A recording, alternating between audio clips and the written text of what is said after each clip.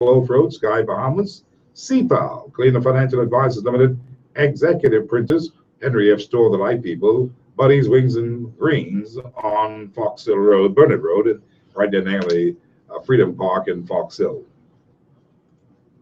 Or you can call hard copy 325-0235 or 6. We'll give you all the other necessary rundown of numbers and how you can stay online and be a part of what we're doing here today. But first and foremost, today we're talking about a number of things. Can we please, is the question, get on the ball? And that is a big question. It's a big proposition. Can we please get on the ball? And that's because the country is listing. Country is, not where it ought to be, and we want to be in a better place. And while that is the case, there are many who are talking and focusing on things that are not really that important to the growth and development. A lot of it is just a lot of political diatribe. A lot of it is just political propaganda and wasting time. And, we don't have no time to waste. We've got 14 months out before they have the big dance in 2017. And we've got a lot of things to do as far as housekeeping is concerned. People are watching our numbers. They're talking about us. They're talking about all kinds of other potential scandals that may be down the road based upon all these papers you've been hearing about, the Panama Papers. We don't know the end game of it, but there are so many things that we have to get in perspective. And of course, Standard & Poor's and Moody's and all those, while they may be taking a backseat for a bit and saying, wait, let's see, the economy isn't growing the way it should be. And we are not doing enough, in my view, and in many people's view, to do as much as we can to bring ourselves along to, bring some kind of a organization to and be able to collect the requisite revenue, the kind of things that we need to do to see an increase in the growth rate of the economy. And while that's happening, we see the faltering of Bahama. We see wild spending all over the place. And this wild spending is not a good thing. And by that I mean, when I say wild spending, the government of the Bahamas somewhere around $10 million. That's the numbers that I have. That's the numbers that I'm hearing. Some people hear 6 million. But the numbers that I'm hearing that we have upped, that we've put up to bring this Bahama Convention Center to some level of acceptability for this big IDB conference that's going to be happening here soon. That's a lot of money. And that $6 to $10 million that they've spent to spruce up the place, the government decided to do that. They assumed the responsibility to do that so that we may not embarrass ourselves and look somewhat impressive, I suppose, when all the big players from about 42 to 48 countries gather in town for this IDB summit that they're going to have at the Bahama Convention Center. Now, I have no difficulty in making sure that we don't embarrass ourselves and that we look good. No question about it. But, we got to look good and keep things in perspective. We don't have no monies to just spend any kind of how. And I suppose people can easily argue that, what about all these people who have no jobs, who have no homes to live in? $10 million to spruce up the building? Wait a second. $6 million to spruce up the building? Wait a second. $2 million, any amount of money to spruce up a building in time for this particular convention, this IDB meeting, may be questionable. Then added to that, and that's why I'm talking about wild spending, added to that, you have the junket of Carnival. We don't know the numbers. They say $3 million perhaps. We know it was a whole lot more last time around. No accounting, none, no accounting at all. Yet we can find it in our own selves to jump around prancing that we're doing a good job. Well, we better catch ourselves. And then there are other spendings that may not have come before you. This is spending like poor management. BEC. BEC has not changed a bit. All this talk about power and, or what they call themselves, power secure. Do you realize that the same man who we just retired, Mr. Baisden, Kevin Baisden, a great guy. I like him a lot. I think that he's fantastic. I think he's talented. I think he's key. I think he can do the job. But we just retired him, made him a consultant. He carries him a bonus of about $8,000 a month from his retirement plan, his pension. And he is still the CEO right now. He is back in the chair as the CEO. And when this guy left, and believe you me, if he's listening in, this is no way in trying to, demean you or pull you down, friend. I'm happy for you. But the kind of monies that he got, I mean, this is fantastic, which was me. But really, can the country afford the kind of willy-nilly spending because of poor management? It's not Mr. Basin's fault, don't get me wrong. But he's back in the chair, he's making a big salary. He's the CEO, he's the consultant, he's getting all of his monies from pension. And BEC's not gone anywhere to do anything different, even though they said Power Secure would be doing something. Power Secure, nothing's happened. Do you know that some other people came along and they have Security of Power Secure? There's a group that is running, who are the principal group that's running the show at Power Secure, called the Southern Company. They're the principal owners of Freeport Power and Light as well. And these are the big boys now who are doing things, or who's supposed to be doing things, and the story that we cannot hear. We are calling on the government to look alive and tell us the truth about what is going on. Give us some explanation. All this secret stuff that's happening with BEC, we're just hearing things through the grapevine. And what's so interesting about this is that the union is very quiet because, plenty of money sharing out, they tell me. And monies are making all over the place at BEC. And they're buying new cars and all that every day. I mean, I thought that we were doing something else at BEC. Now, yes, I appreciate the drop in the surcharge and the drop in the electricity bill, but buying all these new cars, tell me it ain't so. Overtime back at Leslie Miller's gone now. So overtime is happening like a faucet just running water. And they've got things happening all over the place. Overtime, back and forth, new cars and all that. Well, what is really happening with BEC? I thought we were doing some other things to reform this thing. But that's what I mean when I say willy-nilly spending at a time when we can least afford to spend the kind of monies that we are spending. And you may, in your case, in some neck of the wood, you may be believing that this is not important. Believe you me, friends, it's very important, because you did not know, or you didn't remember, that the government had made a commitment to spend about $16 million to make sure the CLECO policy owners could get paid. See, that's your money that they're getting paid because of poor management, like I told you yesterday. You don't be on top of these things, and then people do all kinds of stuff, and at the end of the day, you pick up the bill. So I brought it to your attention about BEC. Hopefully the authorities would make some statement and say, it ain't so, this is what we're doing, and bring us into knowledge about BEC. But the government is very quiet on that. And the government is also very quiet on this referendum. They had said that they want to do it in June. We've not been hearing too much. Those people who have been advocating, the proponents of the gender referendum, have been kind of quiet on the behavior front. They've taken a little backseat for right now. I suppose that's because they were always shouted by all of the hullabaloo about Bobo and Toogie and Bacon and Nygaard and all that, which I believe we've had enough of. That's why I'm saying today, let's get back on the ball. Can we get on the ball? Can we get back on focus, on track, and deal with the things that we must, and reel in this bad spending, questionable spending? Can we do that? It may be a good thing if we can do that. And so that's where we start out today, about all the things that are happening. And then there's some other things that will reach some of you in your neck of the woods when it comes to what we talked about yesterday with all this poor management of the environment and nasty people all over the place. In fact, we started a nasty people patrol, and already our patrol, hard copy patrol group today has logged in that they got a taxi cab driver live and in living color throwing his trash out of the window onto Bay Street, out of his garbage bag, out of his car by the fish fry. He just threw it out as he drove along, just emptying it along the road. Should I tell you that taxi driver's number? Because we have it.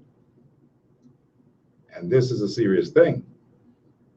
And so, taxi driver, if you call me and you know who you are, call me off air. And you tell me that you know it's you and please don't call your number. I will not. But I will call your number before midway in the show and tell the people who you are. Because this is the kind of stuff that we want to discourage. And it's going to take all of our efforts. So we've got the first report coming in about nasty people who are supposed to be responsible, who are supposed to be showing people in this country and the tourists how clean and wonderful we are. And you're caught throwing your garbage out on the street, on Bay Street by the fish fry. Nasty. Not a good thing. So if you call me, because you know just who you are, you know that I have the information. You don't, we're going to tell the people who you are. Not by name, but just by your taxi plate number, so that you may never do that again. And all and sundry ought to be aware that that is what's going to be happening now, because we have to police ourselves. Ken Dorset and those guys, they don't have what it takes. They're busy doing other things that is not perhaps our business. So we're going to have to help to police. And when I then call this taxi driver plate, don't call me crying, I give you a chance. You got the halfway mark before the 7 o'clock, before the 6 o'clock hour, to call and say, Steve, please don't do it. Because you know that you're guilty. You know that you were caught today.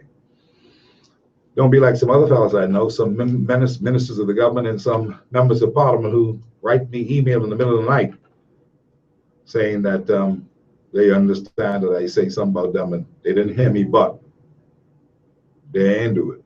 It ain't them.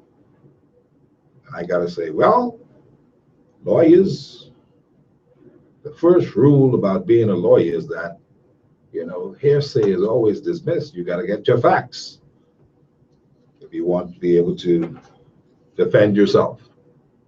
Now, having said that, I'm going to run to the break, and when we come back, some more substantive issues that we've got to deal with as we talk about getting back on ball, getting on the ball, getting this country moving again, putting ourselves back on page of what the issues are. The issues, as always, immigration and how good it could be for the country or how bad, crime that is really rocking us to the core, and the economy. These are the three things, friends, that plague the Bahamas. And even though there are some who say that they are soon to go back to the polls with only 14 months to go, there is nothing to brag about, because these three areas have not been dealt with in an effective way, and everybody is disappointed at all levels of the society. Crime, immigration, and the economy. We're going to talk about that and how that relates to the Panama Papers, to leaked emails when we come back here this evening. I got a guess in just a minute. This is Hard Copy.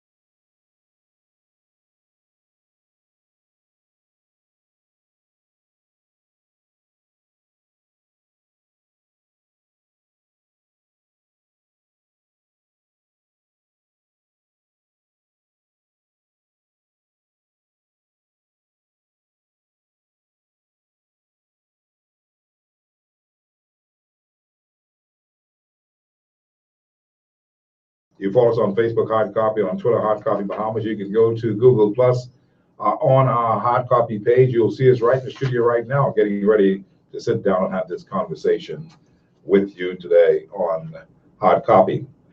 Well, we welcome Paul Moss to the microphones this afternoon. Paul, it's good to see you. Good to see you. And, Nice to be here. and I'm happy that you're here because you come at a very, very good time. I mean, you know, all this stuff that's happening with the Panama Papers and what that could mean for the Bahamas. I see you have been having a lot to say in recent times in the newspapers and elsewhere. And this is good because the nation needs to know from people who are expert in the field in many regards and who is not afraid to speak truth to power on these issues that really could plague us if we don't pay attention and watch ourselves. So I'm going to want to talk about some of that today, but I've got to start out, Paul, by asking you your thoughts on all this money that's being spent.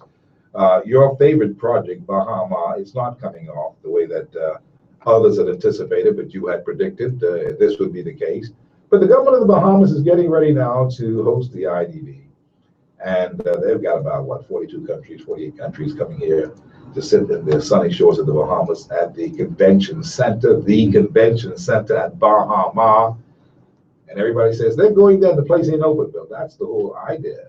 And it has cost the government some money because it wasn't quite ready the way that they perhaps wanted it to be. And so they've spent, some sources say $6 million, some sources say close to $10 million. So the figure's more close to 10 than it is to 6, but in all fairness, it's between $6 and $10 million. A lot of money to put in a convention center that you don't own.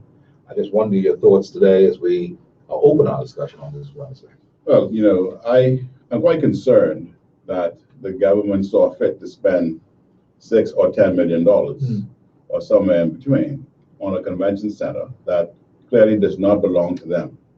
There's always been this fascination and fixation on Bahama by the government. The reality is that $6 or $10 million could go in a different direction. Yeah, like what? See, people are saying that. Let me say it to you right now. We have heard on this show that there was a fire going on in Crooked Island.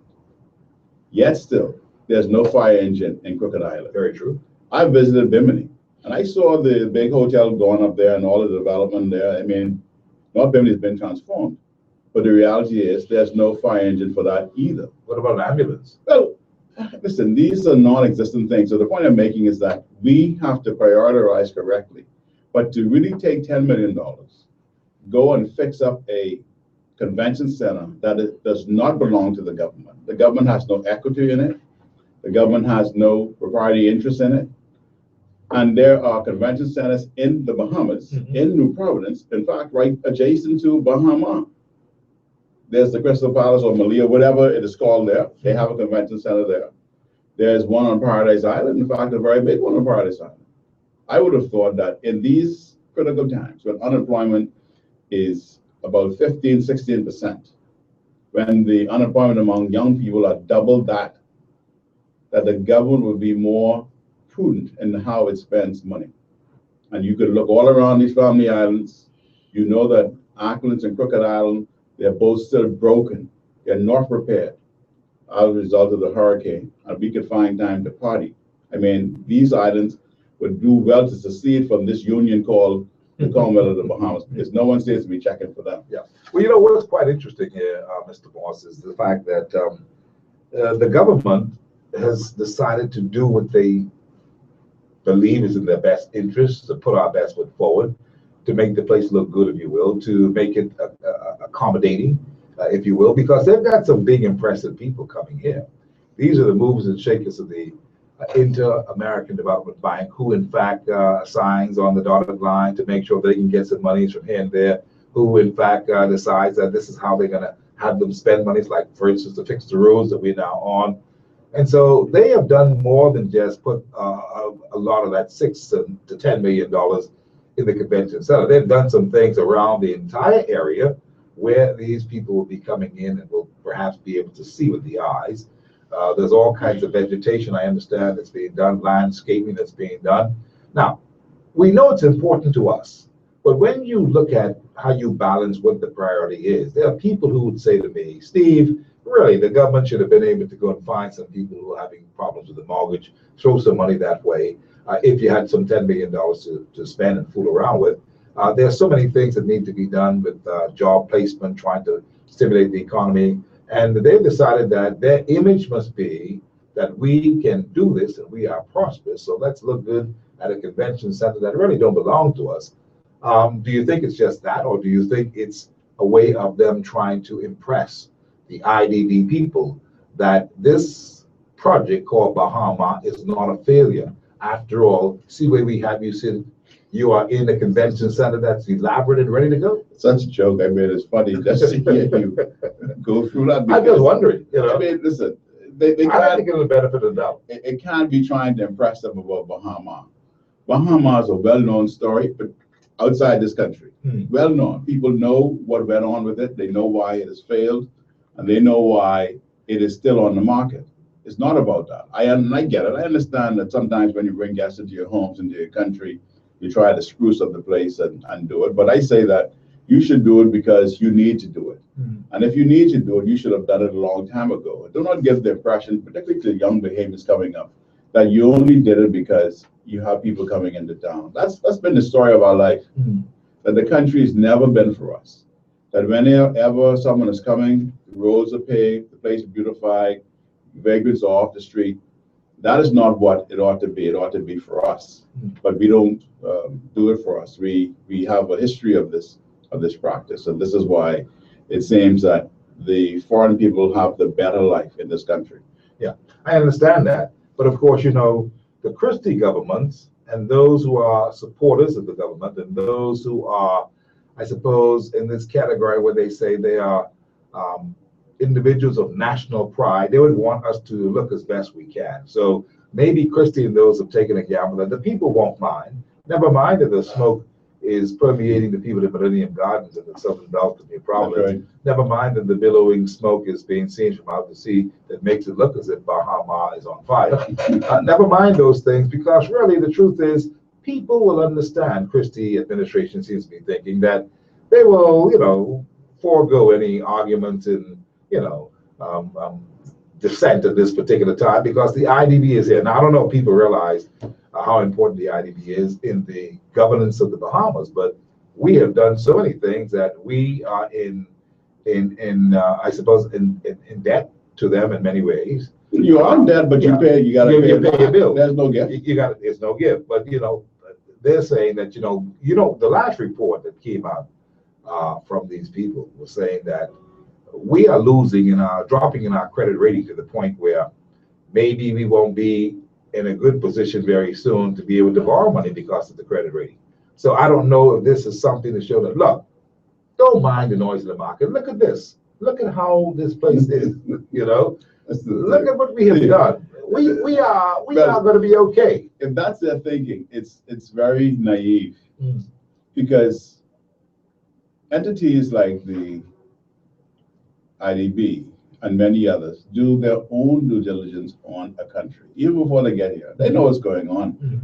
They know exactly what is going on, perhaps have more information at their own fingertips than many of the persons who will meet with them from the Bahamas. So you can't impress them that way. And it's just fool's luck when you try to live beyond your means in a way, essentially doing all of these things, sprucing up, knowing that if you go through Fritz Lane right now, the garbage is piled so high. You know, you go through those areas, man, I'm just astounded to see it. And I just found out yesterday when you talk on your show that the garbage has been going up at government offices. That's because the environmental people who remove the garbage have not been paid. Yeah. Have not been paid. That's what I'm understanding. And so you take some of that money to do the real thing, paying the people so that they can have the maintenance of the country. That is far better to me than trying to impress people who already know. Now, you know, the IDB has had a lot of troubles in recent times in countries they've been going to. People have been protesting against them. They've been protesting at these conventions and stuff. And I don't know if the Christie administration has calculated those things because, you know, that would be a kind of an embarrassment. I mean, we do hope that it doesn't happen. But the point what I'm making is that you would have really thought that they would have done some things to calm some people and to pay off some people who are in dire straits. Hotel workers are in dire straits. They are up and down about a lot of things. Persons who are looking for jobs and all that kind of thing, up and down about a lot. Not impressed. People are not pleased. They're not pleased at all the noise in the market, not pleased at all the issues that have been, not really expanded upon because they don't know what the real issues are. We have been wasting our time for weeks and weeks and weeks talking about something that don't really concern us. And like the government is so distracted. And I'm wondering if they had thought about all these things that they bring this convention in, because really, I'd like the people to be impressed and to have a good time in the Bahamas and all that. And I'm not saying they won't, but I'm just saying, Paul, with all these things that are happening now, do you think the Christie government, the Christie administration is kind of like concerned about any fireworks going off as far as embarrassments about people saying, we ain't get paid, we don't, that kind of stuff like that? Well, I recall back in, I think it's the 80s when Choga was here, and there was similar protests going on against the Tindon administration 1985 at that time. But I don't think that this administration is concerned about that. I think truly, I don't think they're focusing on that. I don't even think they've considered that. Yeah, they're not considering it because it's not something for them to be focused on. Mm-hmm. The reality is that they are trying to get something done. And this meeting was not something that was just planned. No. This has been in the works for some time now, at least more than a year. So they had anticipated and expected that this particular project called Bahama would have been up and running and they could make the impression everyone had been staying inside the rooms or the towers of Bahama. Now they got to stay in something called Malia. Last time I've been inside that, it looked like a dump. So I'm not sure how impressed they would be. Maybe they spruced that up too in that 10 million. Now, maybe they did something with that. Maybe they did something with it, but I understand they're spread out across the island. Yeah. And so they have to travel through the traffic to get here. So they'll experience some of that. But it's a good Bahamian flavor. A lot of those pretty SUVs traveling the streets with outriders. Outriders. This is Christie's dream. This is turn on those sirens on those outriders. Let's go to town. Yeah. I guess without many of those going on.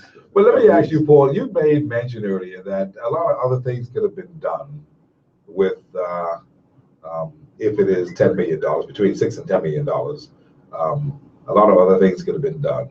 What are those other things that should have been taken upon as a priority on a very, very sober and serious note? We do have some troubles. What are those things that could have been done or you would have done had you been there? Would you have spent first and foremost that kind of money to upgrade a building? Absolutely not. I think that's what I call a dereliction of duty. And that's because inside the room, there's no objectivity. Someone should have said that, look, even though we had planned this meeting to be at Bahama, it's certainly our anticipation that this project would have been ready and up and running.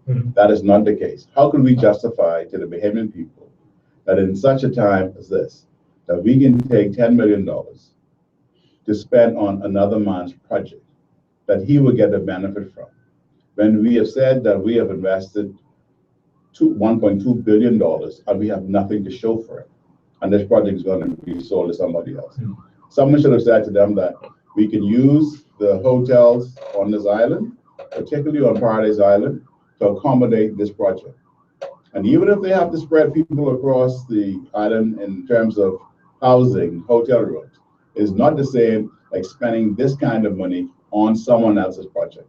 Well, let me throw it out to the Bahamian public today. What are your thoughts? $6 million, let's say you go with the minimum number, $6 million to spend to spruce up the convention center. Was this a good move? Do you support that kind of thing? What are your thoughts about it?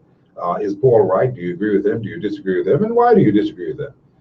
And don't feel shy if you believe that being a nationalist is about making sure that we put our best foot forward no matter what, even if we're hungry and people ain't got, and we should spend that kind of money. Call me, 325-023546, 325-0242-43, and 325-0252 or 53. You can also WhatsApp me your comments at 376-9234, and fill us in. Let's hear what you have to say on the issue. It is your issue, and if you don't say anything as a people, then I suppose Christian those could feel that this is good and they're doing the right thing, and they may very well be doing the right thing. I want to be convinced, though. What do you have to say? Mossack Fonseca. These are the people who have caused some stuff to happen, a lot of stirring, what's happened over the entire world. And I understand that this is an offshore little company that is doing a whole lot of big work, over 250,000 different accounts. And this particular group has leaked out some 11 million emails around the world to journalists who've been writing and having a field day writing about things in their country and bringing presidents down and causing prime ministers to run for the hills and that kind of thing. Now, what do we know about this, considering that I know we broke the story on Sunday. BBC broke the story, but here we brought the story alive here for the first time talking about it. And this whole thing is one of what they call, it's a Panama-based company. Yes. And so they call it the Panama Papers. And these papers are naming all kinds of people in them and documents about people moving monies back and forth, so forth and so on. Does this resonate in the Bahamas in any way, Paul Morse, in the financial services sector, to a point where people would be concerned that some name calling may happen and that may cause a whole lot of other scandals? Yeah, people may be concerned about that. I think the industry as a whole is concerned because they know that it could mean more scrutiny in terms of penalties such as blacklists that may come on the nation as a whole. I'm not sure, though, that there are individuals who would be concerned about their names coming up. I think that in the industry, by and large, we have professional people in it who would follow the law, and there's nothing wrong with what they have been doing. Let me just say this, that there's nothing illegal about offshore centers in the sense that they provide a service, and the service is done through the laws of a particular jurisdiction. For example, in the Bahamas, we do it through the laws of the Bahamas. What has been frowned upon is that there are many people who come from jurisdictions that frown upon their citizens using offshore-based companies and countries. So much so that they are naming and shaming them. In many cases, you will find that the persons who have been named have not done anything illegal. But the fact is that because they have used a particular jurisdiction, they're being shamed, particularly if they serve in public office where they're trying to get investors to come into their country and they are seemingly hypocritically investing out of their country. I think that is what the name and shaming is about. But it's going to have some repercussions here for our industry, and I believe that it is a good opportunity for the industry to really come out fighting and come out fresh and come out new by doing certain things to make it viable.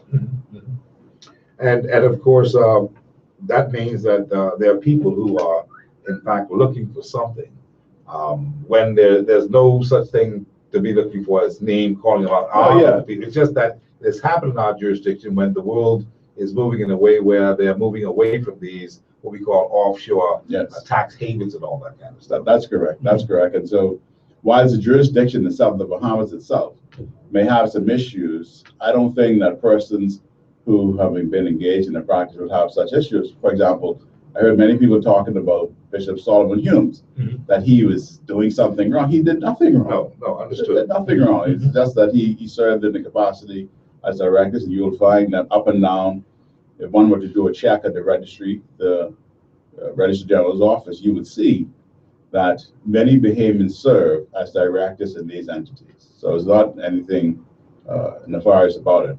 But I believe, though, that this is an opportunity for the Bahamas to change. This is what the lesson should be, that we should... Well, we should have learned this lesson a long time ago. We've been calling for these changes. I think that part of the problem with the Bahamas, particularly in this industry, is that we are not on the cutting edge. We can't see trends. We don't know what is around the corner. We have to wait until the corner comes to us, and then we try to react to it. And that is what is bad. If you must change, you should change based on what you want to do and not when someone forces you to do so. And I think that even though we could have seen the handwriting on the wall with respect to the kinds of model that we have in financial services, this is an opportunity to come out now, get in front of this story, and make the changes necessary so that the Bahamas can be known, well known.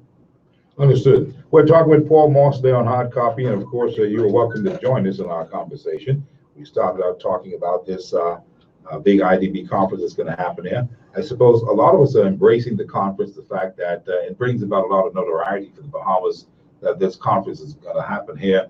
There are some who are of the view that we've perhaps gone overboard in helping to spruce up a building that we don't own to host the conference when there are other alternatives or were other alternatives. The government has decided in their wisdom that this is what they want to do, and we ask you what your thoughts are. Here's what somebody has told me so far today. Steve, I bet it sells right after the IDB conference. If 10 million helps a $3 billion project to be sold and create jobs, then spend it.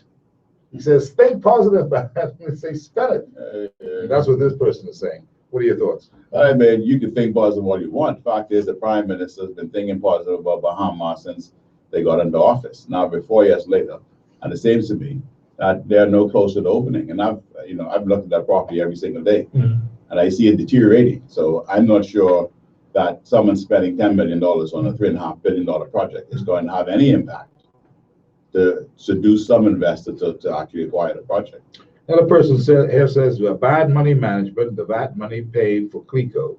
I don't know where he got that from. He says the VAT money paid for CLECO and the IDB spruce up. So if they spend this amount of money on a conference, why should the IDB loan us any more money?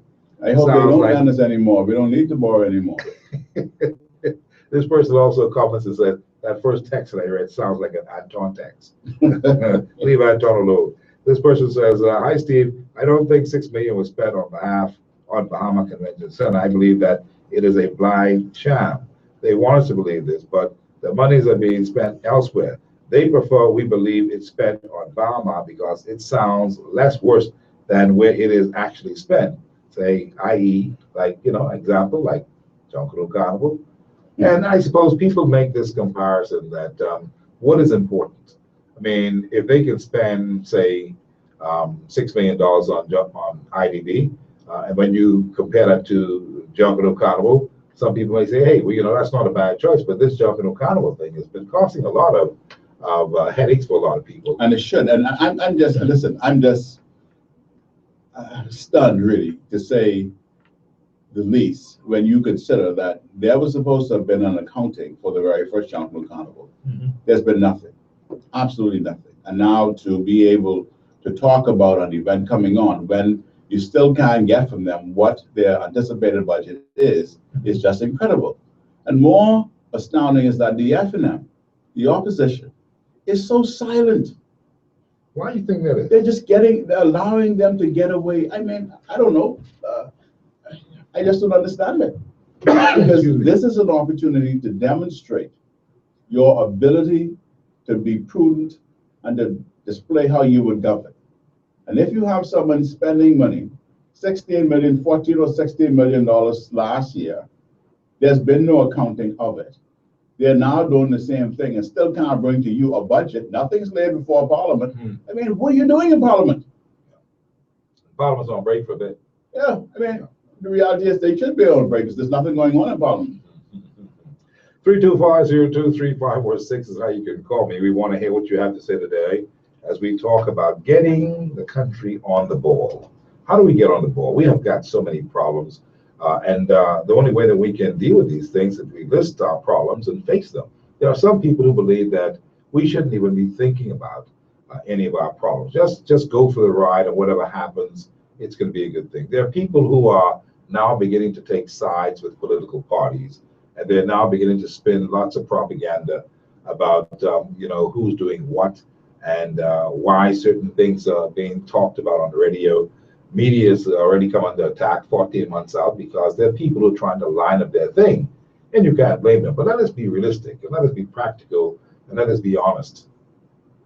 We've got to look at what the facts of the matters are, and we've got to discuss these things because they are our business. In other words, if you don't want to, then that's fine. But you know what? Don't complain about the dump smoke. Don't complain about the lack of jobs. Don't complain about the congestion on our city streets. Don't complain about Nassau being overflowed by cars and all these vehicles. Don't complain about the environment being as bad as it is and people can't move derelict cars. Don't complain because you're happy. You're waiting and saying it ain't all that bad. Let us be positive, as that guy says. Let's be positive, man.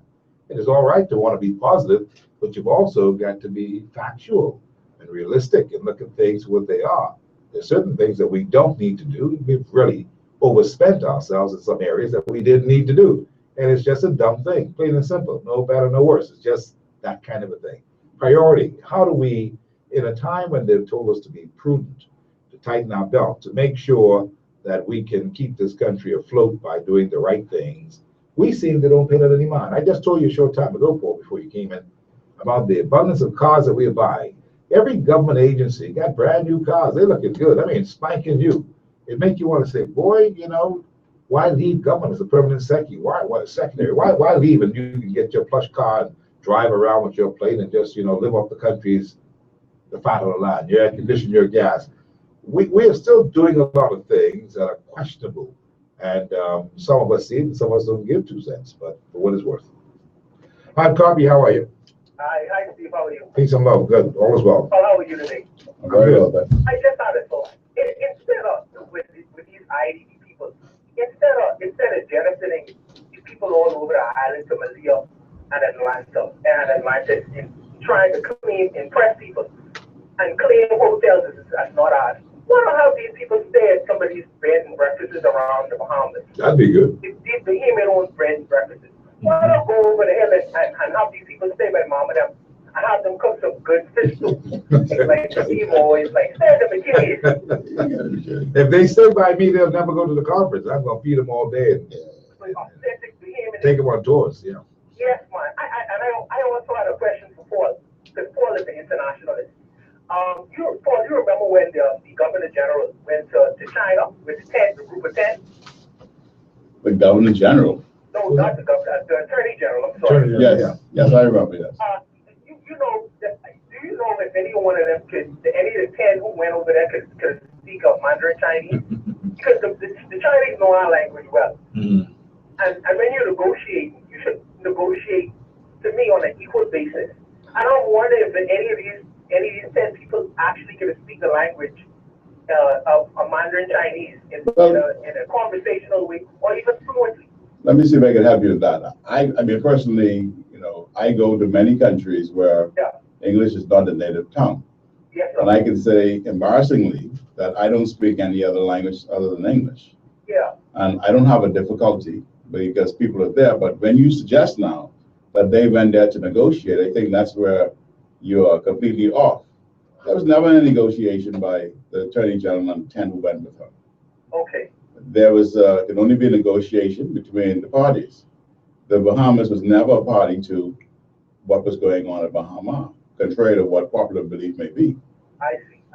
Okay. Well, I may have been wrong about that, because I'm thinking that when they went, they actually went, and they was one of the parties who was actually doing it. Listen, they only went on a long trip, I can assure you. There was no need for all of them to be there. Okay. Well, get after those guys. I appreciate your call. Yeah, you can call us, friends, at 325-023546, 325-0242 or 43, and 325-0252 or 53. Now, I don't suppose, and I'm not advocating, and I got a couple of text messages why I'm saying this, that people are going to go down to Bahama and protest. That's not, I don't think that's going to happen. I haven't heard anything along those lines. Somebody has texted me asking me about that. And I have not heard anything along those lines. I think that we are a country that's hoping for the best. But Steve, there's nothing wrong if people go down to protest. No, Listen, there's nothing wrong, because I've been in countries, I've gone to other countries to join in protests. Mm-hmm. I've done that. Okay? There's nothing wrong about it, because that is a time when the world is focused on your nation. Mm-hmm. And the protest may not even be emanating from the Bahamas. Others may come there to protest against the IDB or protest against other things. This is a democracy. The Bahamas boast of it because we're one of the oldest ones in this region. And so Bahamians want to protest, that's their democratic right to do so. But what would they be protesting about? Most of them will not be protesting about while protesting against the IDB. They perhaps bring other issues that they have as a concern and just display it before these international people who lend monies around the world and so forth. Listen, it'll be a good opportunity for them because it'll raise some questions by international journalists, perhaps, who may ask, for example, if someone decides who's not being paid, you know, they may ask the prime minister, this person or these group of people are protesting because they have not been paid. Listen, this is just how the world works. And I've seen it in Seattle. I've seen it in Miami, where people just come and they come from all over to make their matters known. And so it's not a big deal for me, at least. I'm not concerned about it. I think that demonstrates that democracy is alive in the country. And sometimes you could only get the attention of your leaders when you step out in this fashion. Understood. Well, listen, you can WhatsApp me at 376-9234. When we come back, there's more to talk about in the conversation today, including some of the things that have always been here as a part of the great big problem, and that is a part of the economy. That is the lack of a good, robust economy. And what are we going to do about that? Also, the fact that Yeah, just before you continue, I just want to say that I was a part of a group that protested when I think the CSME was here. The CARICOM came here, and there was down in Mali and a group. I was inside covering while he was outside. He was outside protesting. So you use this opportunity to get the international attention to really essentially put focus on the issue that you're concerned about. Do you anticipate anything of the nature happening? I don't. I think that if the FNM is up to it, there may be a good opportunity, but I don't think they're up to that. They have too much other problems. Yeah, they got their which is what we were going to talk about when we come back. We got the economy, we got the crime, we got the whole 9 yards about immigration, but more importantly, we've got a opposition party that seems to be so embroiled in their own fighting that the world is just passing them right by, and opportunities to deal with things that are very important to the Bahamian people just not happening. And I wonder what would happen as a result of that? What do we do as a result of that to get the people on page? Because you know what has happened? Talk radio is being blamed for a lot of stuff because talk radio sounds more opposition and more objective than an opposition party in the governance of our country, because the opposition is so very quiet. And so people are believing that, oh, talk radio got an agenda. No, talk radio has to talk about these issues because it seems as if they don't talk about it, it will not be spoken of. And we're going to talk about that in just a minute when we come back. This is Hard Copy.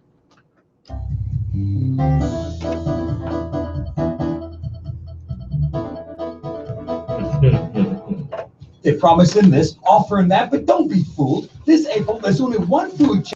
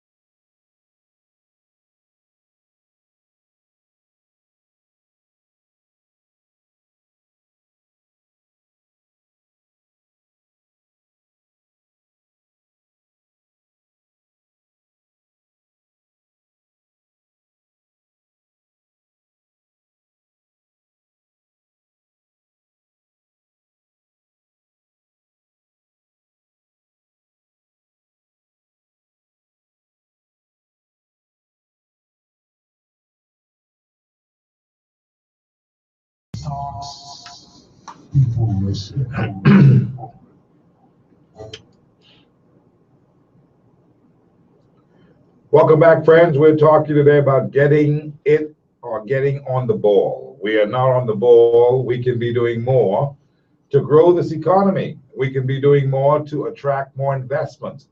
We can be doing more than just borrowing money. We can do some things to stimulate this economy. We can do some things to grow the economy by making decisions in the financial services sector, if you will.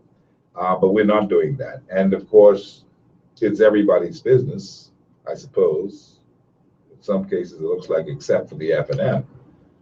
It's not their business in some cases, and that may be a harsh statement to make, because they have been so busy settling in on their own little fight for their own little fiefdom that the country is just bouncing along free range. And there's no one there to say, hey, what are you guys doing?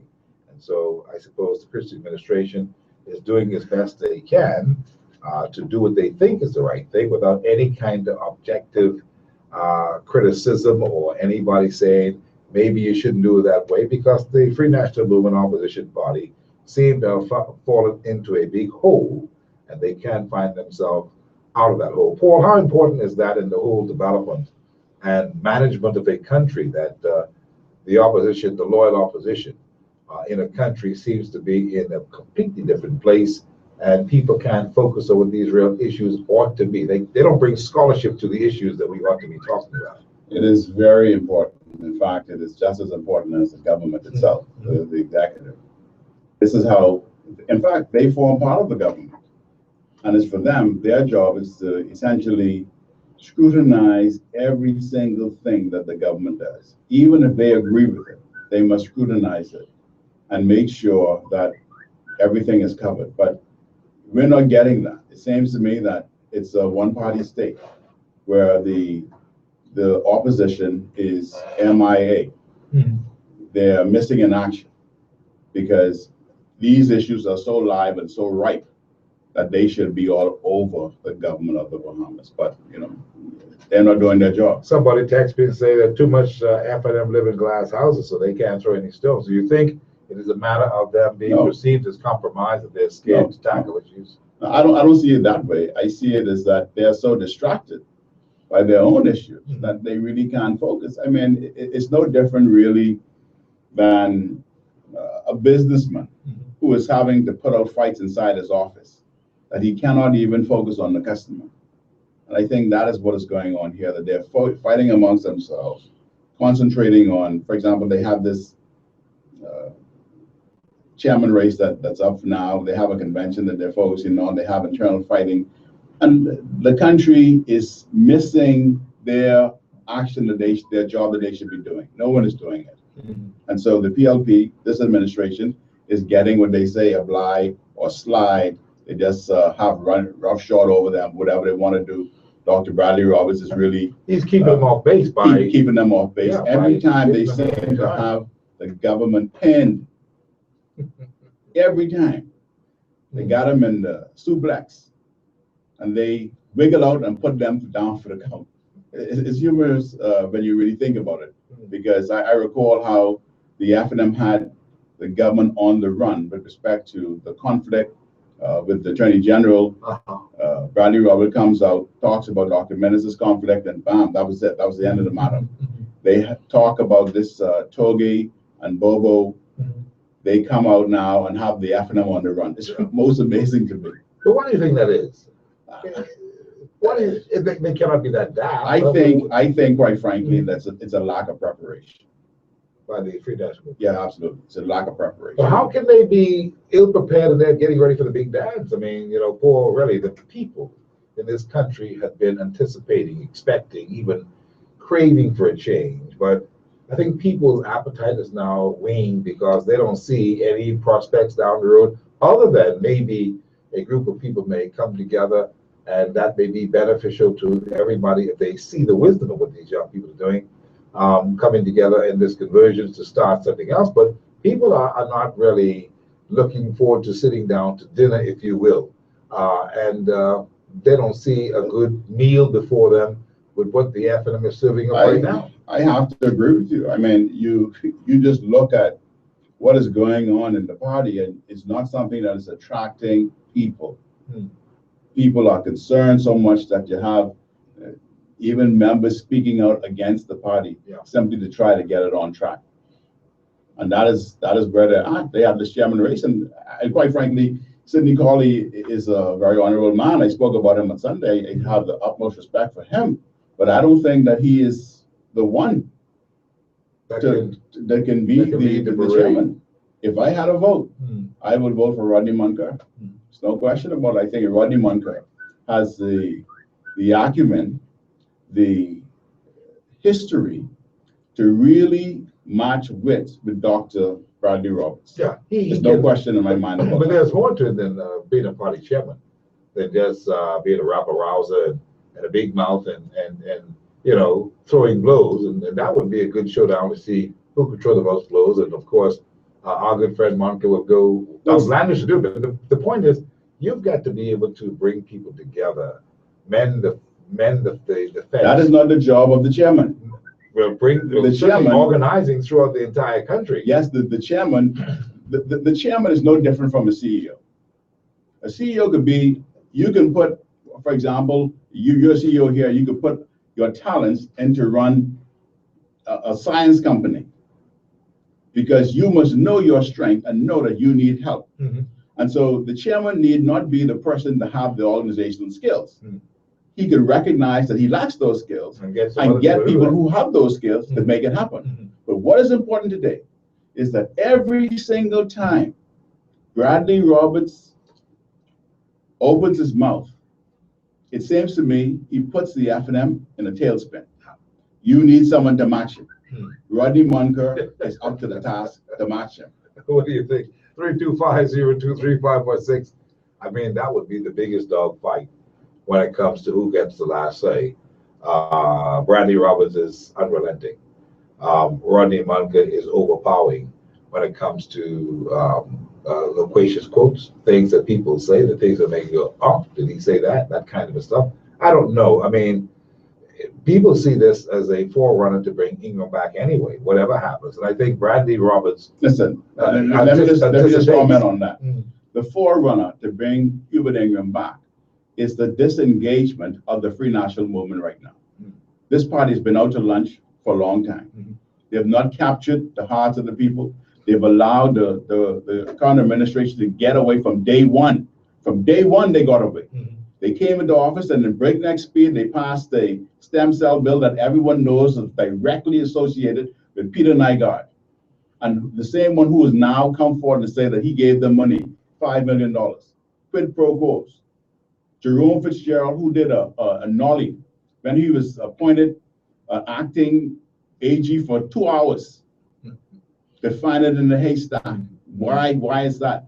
They allowed them to get away with it. This is a group that allowed the government of the Bahamas to spend up to $5 billion on a referendum. They ignored the vote on the referendum. In a democracy, they are part of it. This is the government that they permitted all those things. So you can't say that this is a precursor to Hubert Ingram coming back. I submit all of that was because they permitted to fall so far. So they really, you're saying basically that based upon the dilemma that they find themselves in, and apparently nobody seems to be so willing to work with minutes at this particular time, you're saying that a shift in the focus as to get a nice dynamic chairman may in fact be just what the doctor ordered to get the F&M going there. Listen, I'm not saying that, you know. I'm just saying that you need someone to match Dr. Bradley Roberts. And if you look Do at you see anybody else beyond Monica? well, I only go by those who are nominated. Yeah. That's it too. And if you want someone to match him, see, they get it all wrong. They believe that this person should be able to organize elections. That's not, listen, you hire that out. You hire professionals for that. You don't need to get engaged in that. You should know your limitations. But if you want someone to match him, you should get someone to match him. This man, Dr. Roberts, has been able to change the narrative every single time. Do you think Rollins can match him? I got a lot of text that says, get Rollins, get Rollins, get Rollins. Rollins didn't nominate. Perhaps he could match him, but I submit that Rodney Munker is still the better nomination. Simply because Rodney Munker has a history, and he has great knowledge.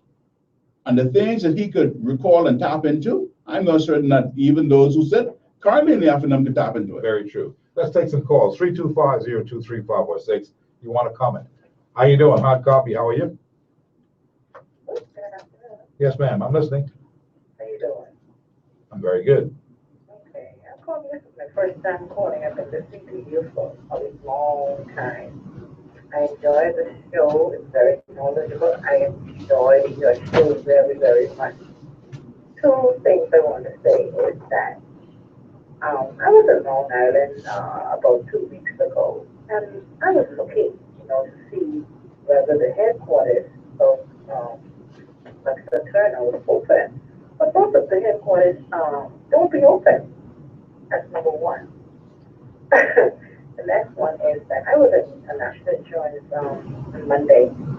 This white gentleman came in, and I was sitting down, and he said to the lady, he said, Miss, this is the second time I come in here to let you know that I've been receiving somebody else's check for years.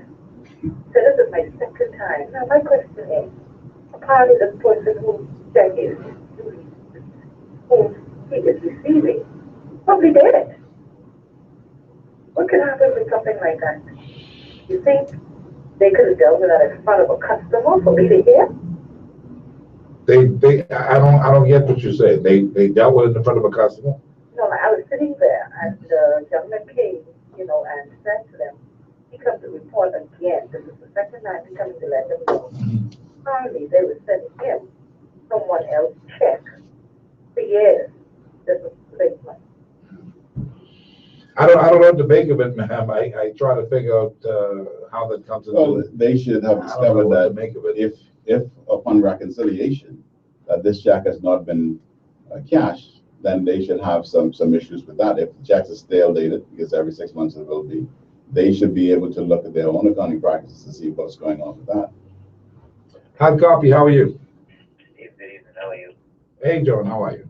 Very good. And Paul, for the first time having an opportunity to speak with you, wanted to commend you for your bold approach to national issues and your often clarity on the issues. And encourage you to keep it up at a time when the country itself needs voices of clarity. Thank you. Having said that, you're challenging my perspective on the FNM chairmanship issue. But before I go there, I just wanted to ask you something that that's you, Thomas Evans commented, he's in the press as having commented on something that's emerging out of all the clatter surrounding the Peter Nygaard and those bacon issue. And it's with respect to the Fitzgerald Minister of Education approach in the House of Assembly the other day with respect to the private emails. He, in turn, Mr. Fitzgerald, of course, as we know, read what we've come to describe as private emails into the records of Parliament. Now, the chairman or the president of the Data Commission has commented and has raised concerns. And Mr. Fitzgerald said they're going to continue to use the protection of Parliament to do those kinds of things if they feel they need to. Thomas Evans, I believe it was Fred Smith, had just got an injunction from the court to prevent this. And then the discussion continued from Leslie Miller and also Mr. Mitchell. Fitzgerald again. Thomas Evans is saying that he's perceiving, and I'm going to be guarded in how I rephrase what he's saying, that a constitutional crisis is perhaps emerging, because clearly, and this is my comment here, and my questions he would be following, the court itself seems to have felt that Mr. Smith had grounds to ask for some form of injunction. I don't know what the content of the injunction was. What is your perspective on the emerging discourse, and do you think that the everyday people like ourselves have a responsibility to challenge the degree to which Parliament should have the opportunity to invoke us into the everyday discourse in Parliament without us having any degree of protection. That's my first question. And then my second question to you would be on the question of Rodney Montfort and Sidney Corley. Don't you think the national discourse, because those two gentlemen being the representative, if he would be elected, Rodney Montfort, those two gentlemen would be the face and the voice that shapes the national discourse in many respects.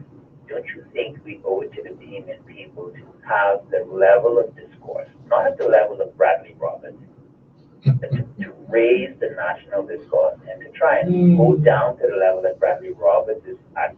Don't you think that would be taking the national discourse in the opposite and wrong direction? So that's my question. Appreciate your call. Let me answer you.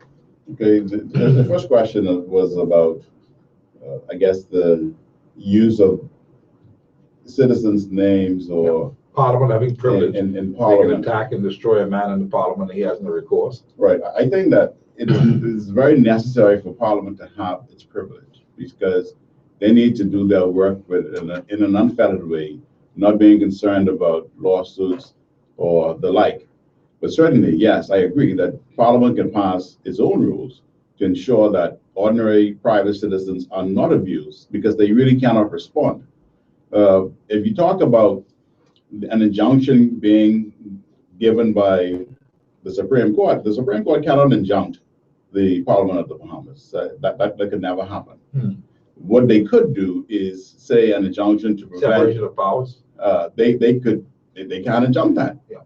They can't. What they could do is to suggest that persons who are gathering these emails, they can injunct that. Because one thing is very clear. The Minister of Education could read all of the emails he wants, private emails that he wants, and there's no one who can touch him about that in Parliament. Absolutely. He can't do it on the outside, and certainly the data commissioner is entitled to ask him questions as to where he got those emails, because that is a breach. Not reading it in Parliament, that's not a breach. The breach is where you get it. And if there's some suggestion or there's some allegation that he got it illegally, that's where she could step in and deal with it. On the question of the level of discourse in the country, well, the Bahamian people have to demand that.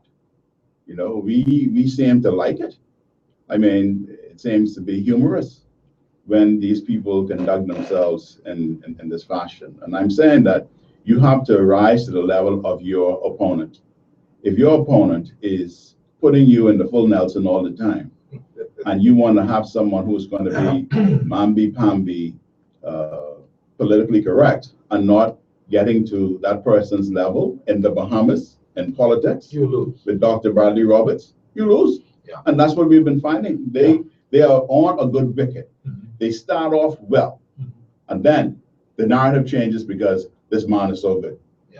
Well, you know, I hear what John is asking, and his whole thing, he's of the opinion, obviously, that the level of discourse presently is at an all-time low, and that Bradley I Roberts agree is with going to that. bring it to a level where there's enlightenment, or where it's something that we would want to aspire to. It's at a low level.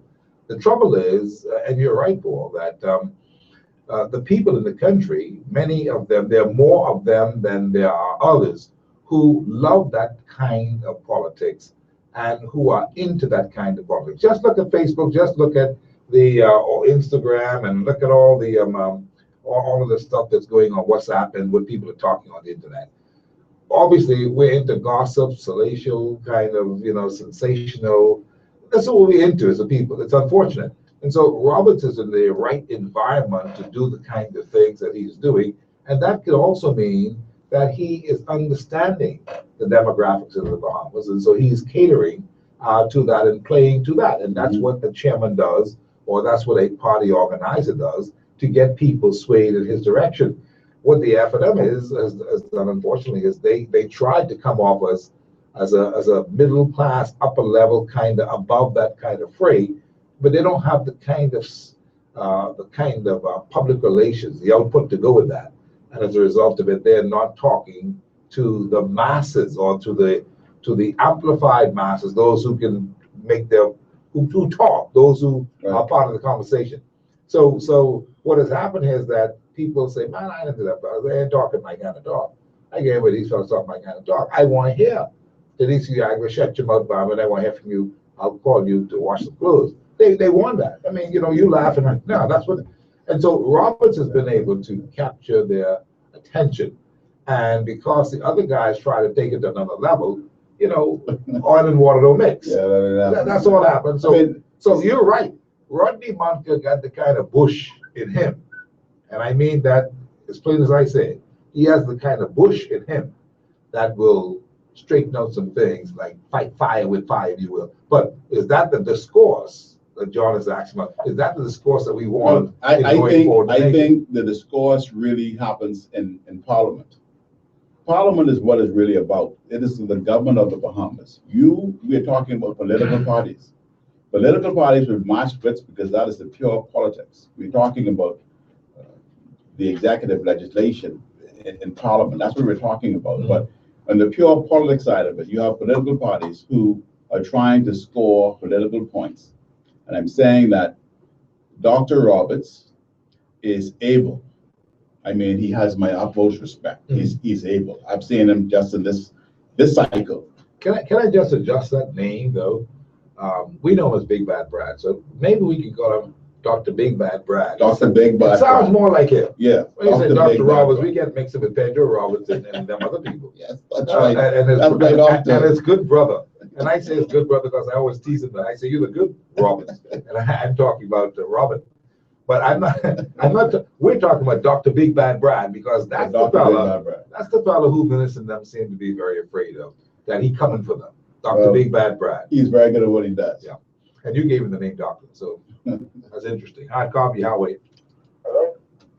Hello. Hello, good afternoon, Mr. McKinney. Yes, sir. Go ahead. Make your points. I'm listening to you. Speak up. Good afternoon, Yes, good afternoon. I think it's Paul Marsh, right? Yes. All right. First, I want to comment on two things. One, definitely one is part of my papers. I'm going to be on the majority of people polls, majority views are very sick of Bradley Roberts. Very, very, very sick of Bradley Roberts. They're very sick of Bradley Roberts. And I think that Mr. Monka will be natural disgrace. I think he'll actually jeopardize definite chance.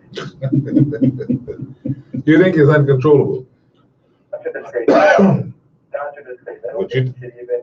I don't even think he should even apply to be the chairman. Natural disgrace. Talks about the attorney general. I think he here. I don't understand that.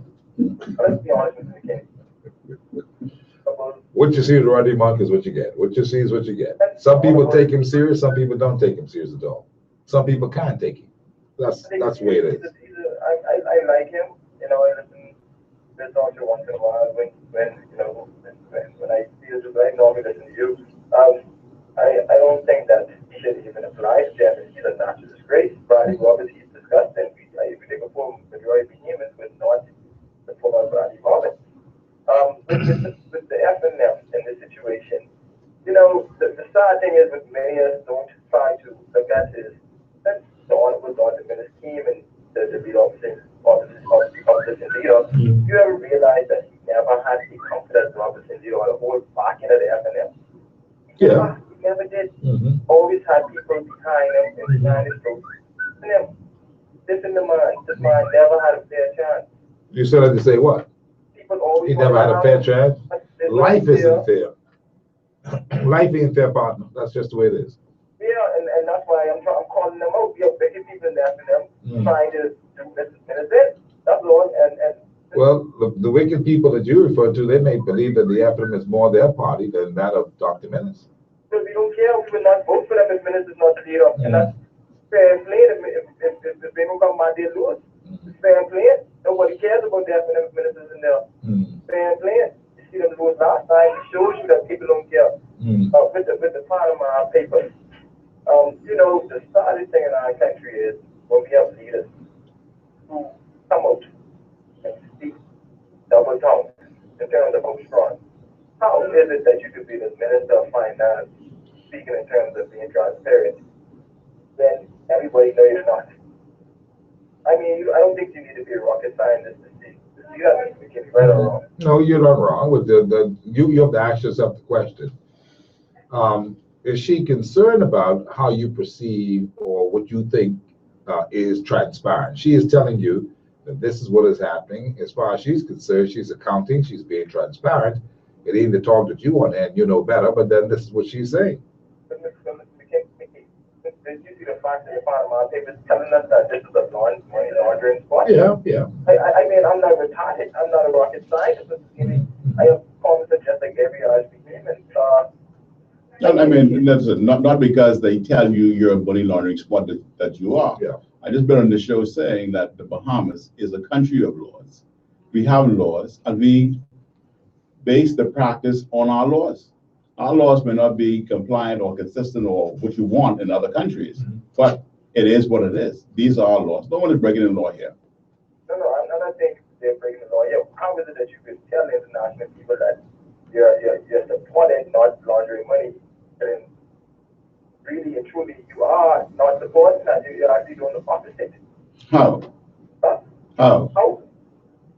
Hello? Yes, I'm asking how.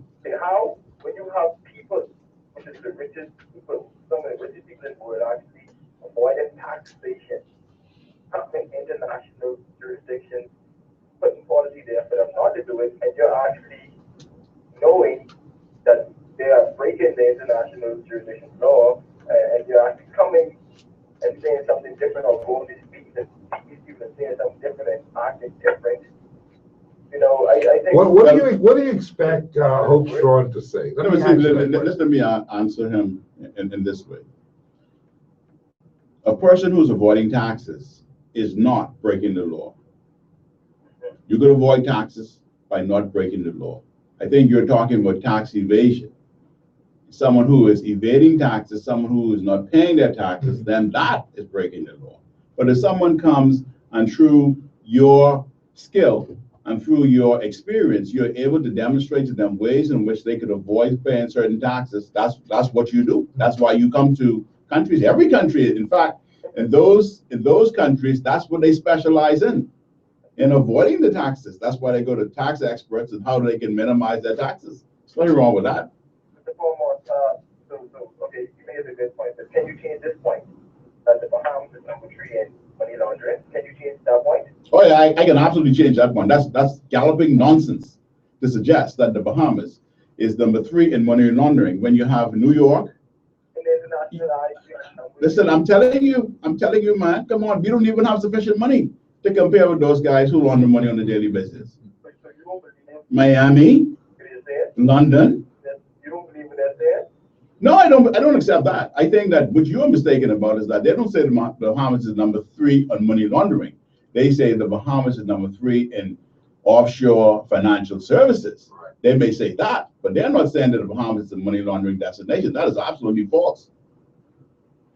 You in no way believe that we have untransparent ways in terms of financial. Listen, all right, I'm not suggesting that. We may very well have it, but I appreciate your call, Fred. Thank you kindly. Hard copy, how are you? Good afternoon, Mr. McKinney and Mr. Moore. How are you doing? Very good. Mr. McKinney, I've been listening around today and yesterday, the past few days in regards to Mr. Hubert Ingram coming back, Papa coming back.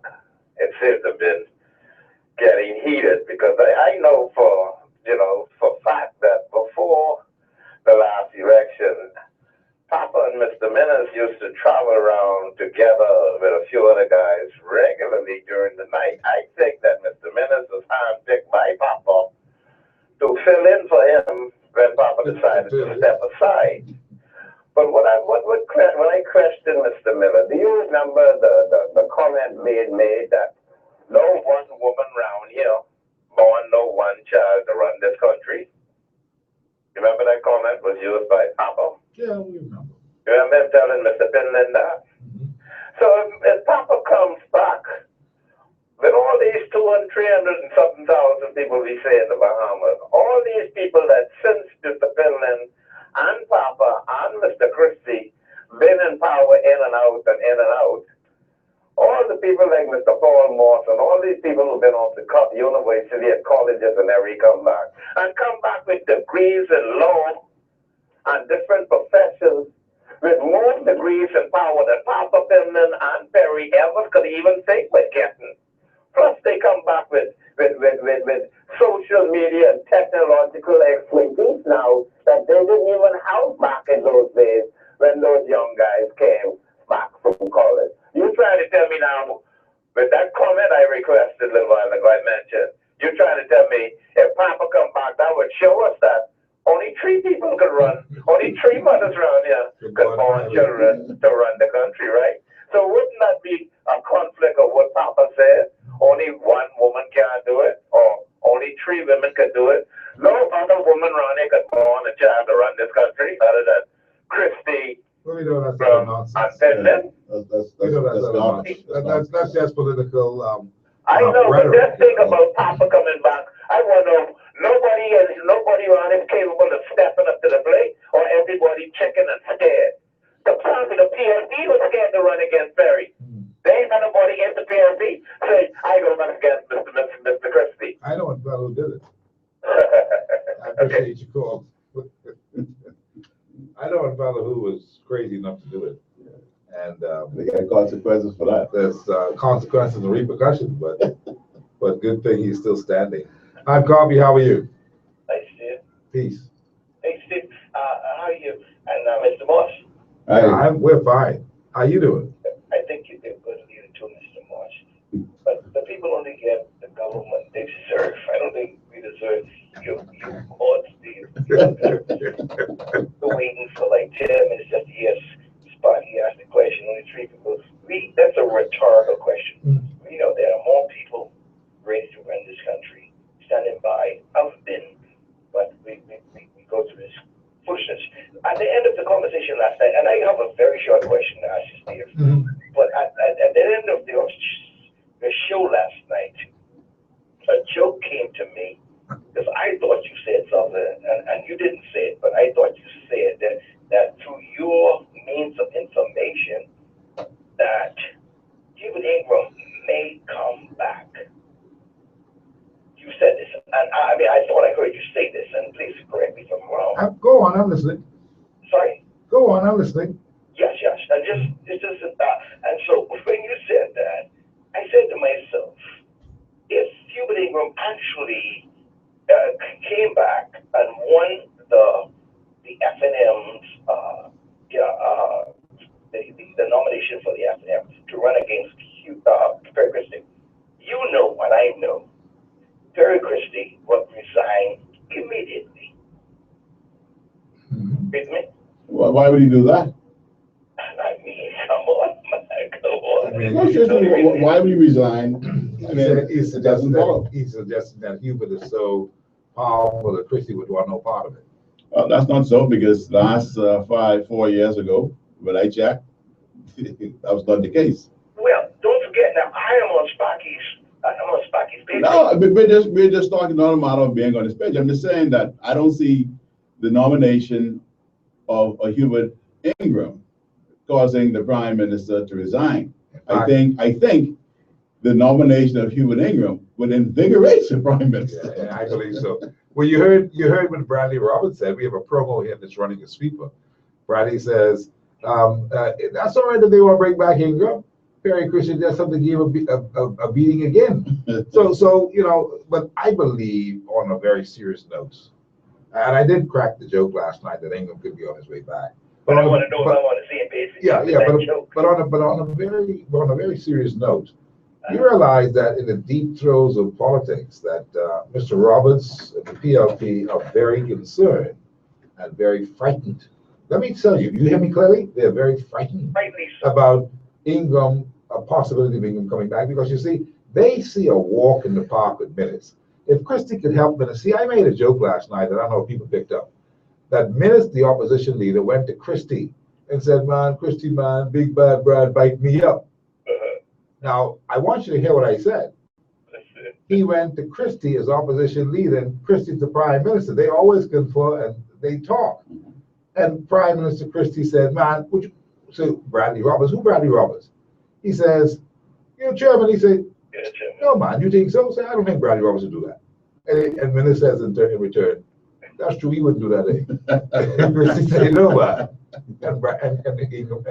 And Minister goes on. The subtlety in that, my friend, is this, that while they can talk and associate and change information as opposition leader and prime minister, Minister's hoping that Christie would look up for him in certain times, and Christie is hoping that Minister would be around so he can have a walk in the park.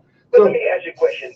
So he can be frightened about Ingram coming back, yes. Let me ask you, if, as ridiculous as it may sound, I really don't believe Mr. Ingram's coming back, but if he did come back, don't you think Perry Christie would be frightened in his boots? Yes, that's what I'm saying. Okay, and so if that is the threat, and let's say Perry Christie just resigns immediately, come on, I can't beat Ingram, let me forget. No, that won't happen. And at the last moment, said, you know what, I'm not running either, I'll put somebody else. No.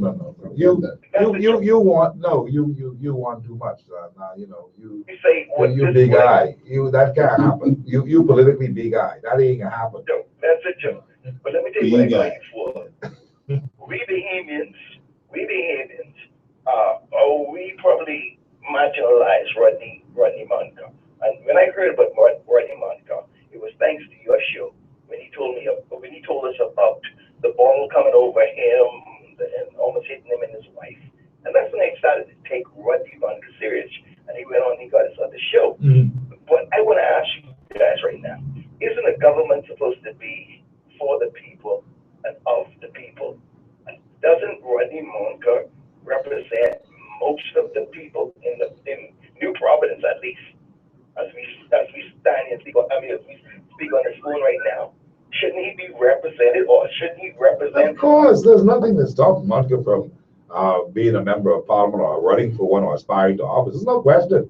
All of that is good for the whole game of politics and to get people somewhere. No, there's no question about it. No one should minimize him. I don't think he's been minimized.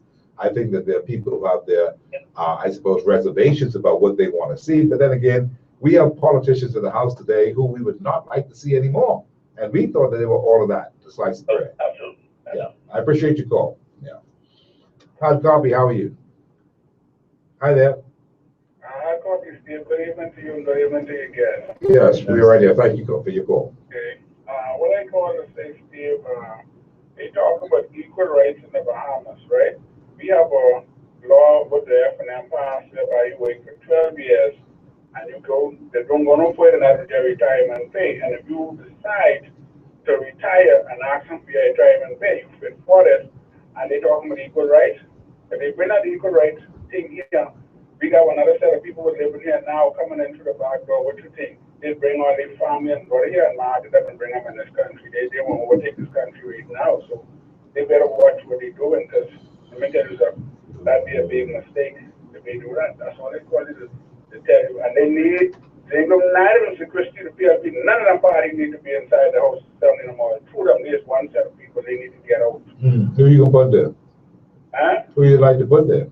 I would try the DNA, try somebody for a differentiate trade. Now that's what you need to do, because they two of them the same. You know, they tell one another, but when you go and you better get what you get when they come back and get what they can get. And you can't change that, hey. I appreciate you calling that. Don't change that fella's story, boy, because he got it down pat. Now, let me say this: there are people who are looking for some new people to come along. There are people who are looking for the men in green to do something, but wouldn't it take some kind of doing to get the men in green, the DNA, to get to the point where they are in a potential striking distance of at least being considered soberly and seriously? No. What would it take? I think it would take the leadership of the DNA to come to the public and say that the DNA has not been what you want us to be, but we want to be given an opportunity to be that. And so the DNA is now open for business. We're open for all newcomers to come. We are prepared to put even our constitution to be amended. We are prepared to have everything open for discussion. We'll have fresh leadership elections. You are able to participate so that we can attract the best and the brightest. I think if they do that, then maybe people would be apt to listen to them. But currently, I don't think they have a. Would you be attracted by such a? I could be attracted by that, by that opportunity. But right now, when I see them in the current state, having not released a platform, the only issue I have that I know that they've talked about is public flogging and castration. There are two no-can-do issues. Yeah, and that's what I'm saying. So you have to be serious and talk about the platform. What is your platform? I've heard nothing from them on financial services. I saw them on TV masquerading with masks on, if as though they can't bear the stench. All the while, the people who live in the valley of that mountain called the dump have to breathe every day. And we know that there have been deformed babies as a result of all the smoke inhalation and all that's going on there. People say, Paul, that Bradwell has gone up front and taken the lead on these issues and have brought it to the fore and has been talking at least. There's a lot of talking heads on these issues. Listen, but it's not making any traction. As a political party, you have to demonstrate your ability to govern. Even if you look at some of the candidates that he ran last time and even now, you look, where is the ability to form a cabinet? So in order to get people to be a part of the conversation, you have to open it up, because there must be something why they're not attracting people. Well, is there enough time, though? 14 months. There's enough time. There's enough time. Listen, You can do it in a couple of months. in my judgment, this is the worst administration in the history of this country. There's no question about it in my mind. No question about it. I mean, we have all-time highs in a negative way. I believe that the Bahamian people are prepared to support anybody who has an organized political self with people who have the requisite experience to run, a portfolio. So you think that we are at that point where it could happen if you had some people with an open mind? Yeah, I mean, I think if the DNA opens its mind to permit people there and not just try to shut people down because they don't share the view of what their views may be, I think then we'll have a real chance. This person says, Steve, the F&M on pause for the same reason why nobody in the PLP will dare to publicly oppose Christie. They 100% behind a leader that they feel is not cutting it because they waiting for their turn at the top instead of putting country first. Only way to get action is to shame them. Again, I encourage the unemployed and crime victims to be at that conference at Bahama Convention Center while the government play like all is well. The media won't hold my breath, though. No, the people ain't gonna go, is what this person said. People are somehow trying to galvanize groups to go there and be a part of some kind of protest for whatever reason, whether it's a dump, whether it's that they dead broke, whether it's that he never brought mortgage relief, whether that the crime is too high, whatever it is, people are somehow trying to muster up support to get out there and do something. Sorry, I'm not taking any more calls, by the way. Thank you, kindly want to stop and talk to the hour. But what are your thoughts, Paul, along those lines? That maybe the F&M should have been able to do something that would be symbolic, that would be the beginning of them trying to look alive again. Well, quite frankly, I think that the F&M has, all these political parties, all of them have gone into a new era where they believe that a protest or some kind of demonstration is not in vogue. It is not politically correct. And so they wouldn't be seen to be doing those kinds of things. Now, having said that, they're still the ones who are comatose in Parliament, not able to move, not able to add to the debate, but they still won't take action. But I believe that if this was the 80s, I recall something like this in the 80s. I'm not certain because it's been a long time ago. But I remember when Chogum was here, there was demonstration by the F&M. I seem to remember something like that. And this is all in the... Yeah, it was a lot of talk, and Penland's famous words this time. How did you understand? I said, as Pittman's famous words at the time were, "Chogum and chokum." You remember that? No, I He don't, says, yeah, there was all this, we don't know what we're doing, we can't host this. And they put on such a fantastic show, the defense force in their uniforms and those Crown Victoria cars. I don't remember that. Now, was it Crown or Toyota? There were the Toyota cars at the time, Toyota Crowns, I think they were called. Yeah, very majestic, and it was such a wonderful thing. Live coverage on the Caribbean television from the Bahamas, and we were all dressed in our nice mustard blazers and all that. That was picked by Kelsey Johnson, by the way. Very bright color. But anyway, Pittman was very proud and pleased with what we did. We put on a show, and everybody gave the Bahamas top marks. And Pittman was saying to the FNM and all those who were saying that the chief is a thief, that this kind of stuff was happening. He says, look, don't pay them no mind. This choke them, this could choke them. And so that was the real rallying cry around the time. Choke them, could choke them. And so, yeah, there's normally this thing. Somebody texted me just now, Paul, and says, Steve, don't give these people from the Rainbow Coalition no ideas to protest in the front of the international media in order to gain further attention and support, perhaps in secret collusion with the government Foreign Gender Equality Education Committee. They just may be getting ready to step out there. That's why they've been quiet, this person suggests. Let's just be ready to get them step out there. That's their right. That's their right. This is a democracy. They want to do that. I encourage them to do that. This person said, hi, Steve, you and your guests just don't understand. We have had two professional Christian Ingram in the House in the past 20 years. We kicked the FNM out, but the PLPs did do nothing to win. That's why they aren't doing nothing now. Understand this voting is strictly in the voters' hand at the polls. People vote for who they please. So watch out, is what this person is saying. Anyway, I said we're not going to take any more calls. Take the final call here. Hi, Coffee, how are you? Well, good evening, McKinney. How are you doing? Very good, thanks. Mr. Moore. Yes, good evening. I have a quick comment on the chairmanship of Mr. Monker, considering the tender is the bid for the chairmanship of the FNM body. You know, I'm trying to wrap my mind around why are people scoffing at him? I mean, he's the latest thing. Okay. People are not scoffing at him, are they? I thought he was getting a lot of persons that use it, they giggle and kind of like, wow. I've heard even, a few talk show hosts that, my goodness, him, as if him of all people, it's just. That may just be professional envy. I mean, Rodney is certainly a fellow who can get some things done. You know that. And we know that he is not silent on a number of things. And sometimes you need a person like Rodney Monk, as Paul has been saying, to bring things to the open and to really cause some things to happen. I don't see anyone, I didn't hear anyone scoffing at him. I think that people are very much happy that he has thrown himself into the race.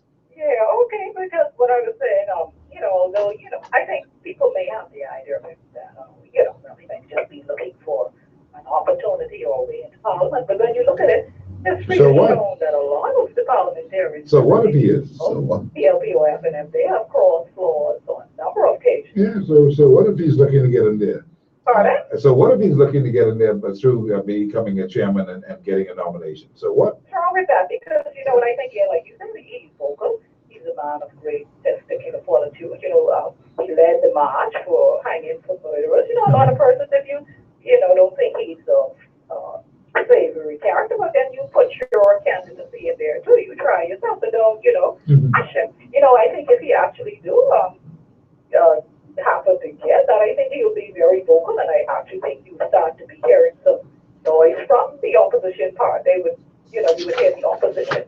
There should be, and they will be opposing when necessary. Yeah. Yeah. Well, I mean, I hear you. I don't know. I mean, you would you vote for him? You sound like a supporter. If you had a chance to vote, you'd vote for him, right? I am disgruntled with the way how all these parties are operating right now. Like John Boston could be out of the nationalist right now, because I put what is for the betterment of the country. Because I mean, you remember when BJ Nottage, had the CDR party, right?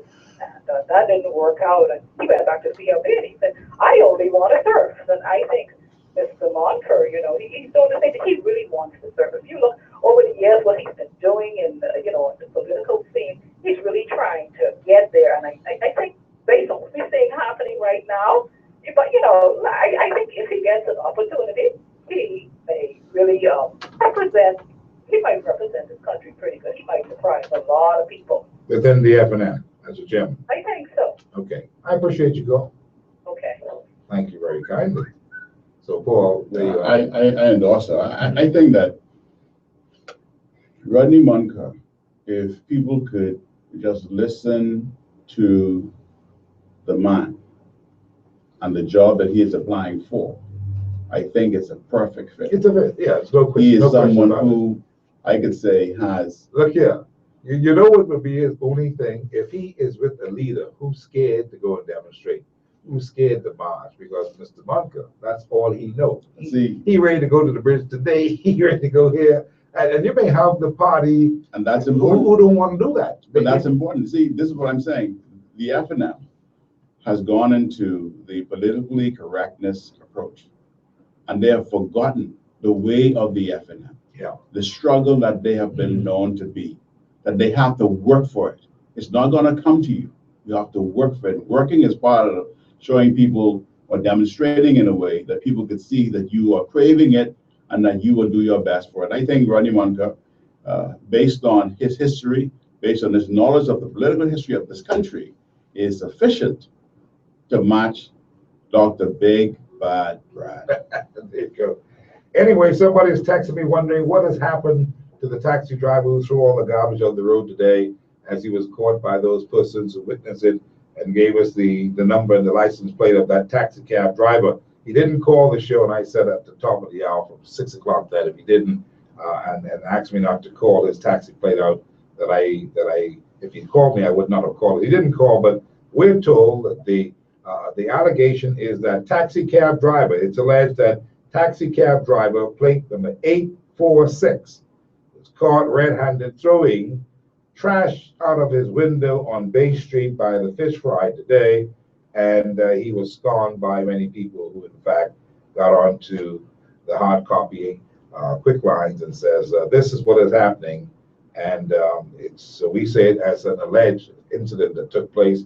If it is not true that cab driver license plate 846 didn't do this, you can call me. I'll be the first to tell them that you say it ain't you either. Because these days when you say things now, the fella say, it wasn't me, Steve, it ain't me. So if it ain't you, you better call 846 taxi cab driver. And people are upset about these things, Paul. The people are throwing things on their window, and this is not a good display. And if he is guilty of it, shouldn't do it, should be shame on him. And if he is not guilty of it, maybe he can explain why they came with his number today, that he's the one who has been throwing out garbage out of his window. And nobody should be doing that. That's the lesson. They do not do it. It is not good. It's unsightly. It's nasty. And you heard what KB said. It's just nasty, that kind of stuff. So don't do it. Paul Morris, thank you so much for coming by today. We're going to call it a day. I appreciate you, brother, that you can come on a dime and just talk to us about a couple of things and be frank about it. I'm certainly hoping that the Free National Movement can get it together, because we all need to have a balanced approach to how we're going to look at things. But right now, as bad as the PLP may be performing to some people's imagination or to some people's witness, they look dead good, because they have no one saying, hey, you all look bad over there. Yeah. These guys are inside the FNM looking to see if they can secure a position or hold on to the position.